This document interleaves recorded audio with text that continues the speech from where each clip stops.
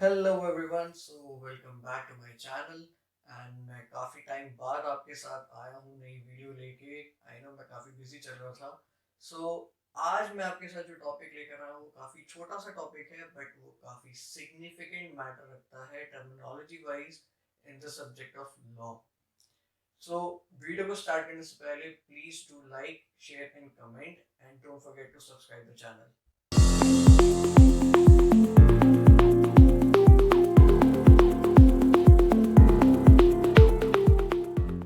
तो आइए शुरू करते हैं। सो मैग्ना कार्टा टर्म से बताता हूँ कि मैग्ना कार्टा बेसिकली है क्या।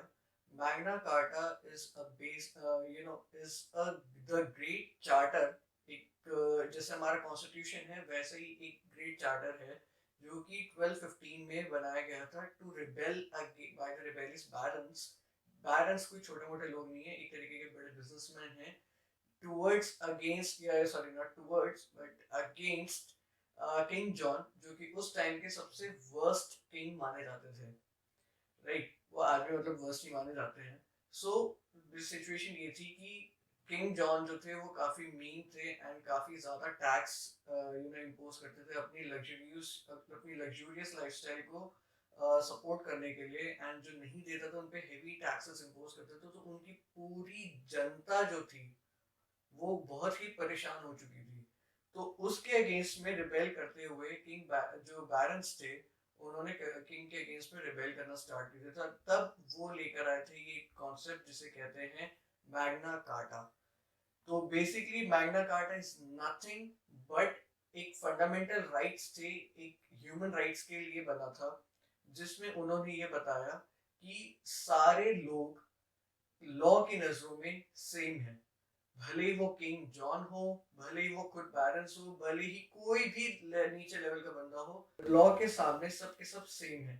तो अगर मैं आपको ये चीज समझाना चाहूँ तो ये कितना बड़ा सिग्निफिकेंट सेंस आया था लोगों में, जिससे लोग कितने खुश हुए थे कि कोई तो है, किसी चीज के सामने हम सब बराबर हैं। न राजा से लेके नीचे वाले लेवल की हर बंदे का एक ही लेवल है। जिस वजह से डेफिनेटली किंग या जो भी जिसका रूल जिसकी पावर कम हो रही है, जिसकी मोनार्की कम हो रही है, वो डेफिनेटली उसके अगेंस्ट ही रहेगा। But this was a forced document signed by king John, क्योंकि उनसे ही कराया गया था। तो आगे शुरू करता हूँ। इंट्रोडक्शन मैंने आपको एक बेसिकली दे दिया है, बट आज भी इसका सिग्निफिकेंस बहुत ज्यादा मैटर करता है हमारे मॉडर्न कॉन्स्टिट्यूशनलिज्म में। राइट, आपको ये लीगल एंड पॉलिटिकल लैंडस्केप में नेक्स्ट जो बैकग्राउंड है वो मैं आपको ऑलरेडी बता चुका हूँ। तो मैं आपको बस इसमें एक छोटा सा ब्रीफ दे देता हूँ that everyone. So established Magna Carta established the principle that everyone including the king is subject to the law। King भी कोई लॉ से ऊपर नहीं है, किंग भी लॉ के अंडर ही आता है। चेंज हो गया बट ठीक है, ये अच्छा लग रहा मुझे pen. Right, so it established the right to fair trial and principle of habeas corpus। So basically तीन फंडामेंटल चीजें थी जो कि मैग्ना कार्टा लेकर आया था, जिसका रीजन था कि सारे लॉ के सामने बराबर है। दूसरी बात, सबको फेयर ट्रायल का राइट है, कि कोई भी अगर कोई गुनाह या कुछ भी होता तो सबकी बात सुनी जाएगी। जो जिसको मुजरिम करार दिया गया है या फिर मतलब जो विक्टिम है, basically the criminal and the victim both had the right कि दोनों की सुनवाई की जाएगी। which and also it bring out the principle of habeas corpus। habeas corpus is just कि उस जो भी यू नो गुनेगार जिसको माना जा रहा है, जिसको भी गुनेगार मतलब जिसको भी अरेस्ट किया गया है, जिसको भी गुनेगार माना जा रहा है, उसको कोर्ट के सामने लाने की जो एक प्रोसीजर है उसको हेबियस कॉर्पस कहते हैं। कि उसको कोर्ट के सामने लाना उसका एक राइट है, एक प्रिंसिपल है। राइट, सो इससे नेक्स्ट स्लाइड में आपको मैं दिखाता हूँ। राइट, इसके की प्रोविजन मैंने आपको बता दी। Right to fair trial, protection from arbitrary arrest, किसी को बिना प्रूफ के आप अरेस्ट नहीं कर सकते, या बिना किसी रीजन से आप अरेस्ट नहीं कर सकते। अगर आपके पास कोई रीजन है, मतलब आपको अरेस्ट करने के लिए कोई रीजन चाहिए, राइट। ज्यादा वीडियो लंबी नहीं बनाऊंगा, इसलिए मैं आपको जल्दी जल्दी बताता हूँ। राइट टू जूरी है कि जो भी मुजरिम है तो उसको, जो भी जूरी है बेसिकली पब्लिक के सामने उसको अपेयर करना जरूरी है, कि पब्लिक तक उसकी बात पहुंचे, पब्लिक उसके लिए जजमेंट दे कि ये सही है या ये गलत है। And limited the power of the king, right. यहाँ से इम्पैक्ट जो था वो आपको मैं बताता हूँ। इम्पैक्ट बहुत सिग्निफिकेंट था, and it's a milestone in the development of modern कॉन्स्टिट्यूशनिज्म।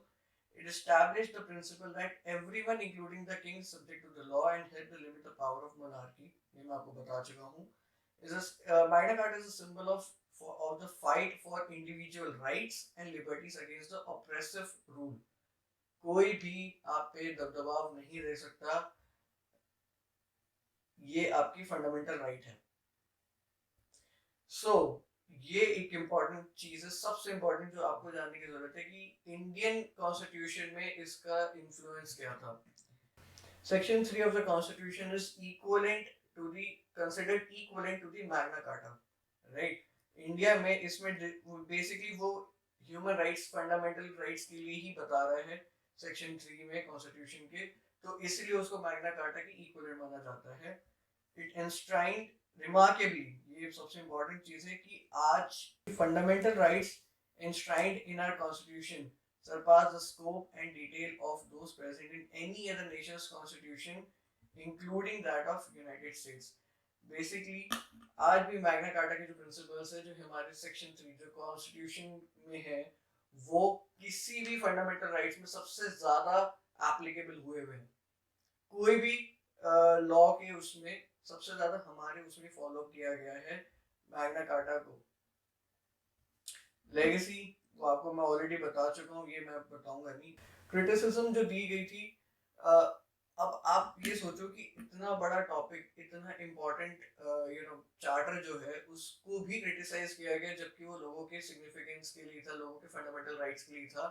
Still, क्योंकि change is the only constant, and with time Magna carta में चेंजेस नहीं लाए गए थे, जिस वजह से उसको काफी क्रिटिसाइज किया गया था, बिकॉज उसका लिमिटेड स्कोप था and it failure to establish true democracy. तो आज भी मतलब मैग्ना कार्टा में कुछ ऐसे प्रोविजंस थे जो कि प्रोवाइडेड नहीं थे, जिस वजह से ट्रू डेमोक्रेसी नहीं हुई थी, जिस वजह से उसको काफी क्रिटिसाइज किया था, क्योंकि वो सिर्फ एक small group of big businessman या स्मॉल ग्रुप के लोगों को टारगेट करके उनके लिए बना था। यूनिवर्सल सफरेज को उसने क्लियर आउट नहीं किया, यूनिवर्सली वो सही नहीं रहा। तो उसकी इंटरप्रिटेशंस को इवॉल्व किया गया विद ओवर टाइम, ताकि नई नई चीजें बनकर आए, and adapting the modern legal and political context, right. उसको काफी चैलेंजेस फेस करने पड़े। कंटेम्पररी रेलेवेंस आपको मैं बता चुका हूँ, ह्यूमन राइट्स से रिलेटेड ही है, particularly in the context of human rights and rule of law. Legacy can be seen in the development of international human rights law, जो कि जस्ट सबसे ज्यादा एक आपके समझ लो एक सिग्निफिकेंट की रोल प्ले करता है जब भी कोई इंटरनेशनल लेवल की ह्यूमन राइट्स की बात आती है, इंटर कंट्रीज की बात आती है, तो ये मैग्ना कार्टा का काफी ज्यादा रेलेवेंस रहता है। कंक्लूड मैं आपको ये बताऊंगा कि ऑलरेडी मैं आपको सारी चीजें इसमें बता चुका हूँ। Magna carta remains the important symbol of the struggle for freedom and justice. तो किसी को भी जस्टिस में लाने के लिए जो था वो मैग्ना कार्टा एक सबसे बड़ा की फैक्टर था। इसी से मैं वीडियो को कंक्लूड करता हूँ। अगर आपको कोई भी डाउट हो तो प्लीज कमेंट करके हमें जरूर पूछिएगा, शेयर कीजिएगा, and don't forget to subscribe the channel and stay tuned. मैं और भी वीडियोस जल्दी जल्दी लाता रहूंगा। Thank you so much.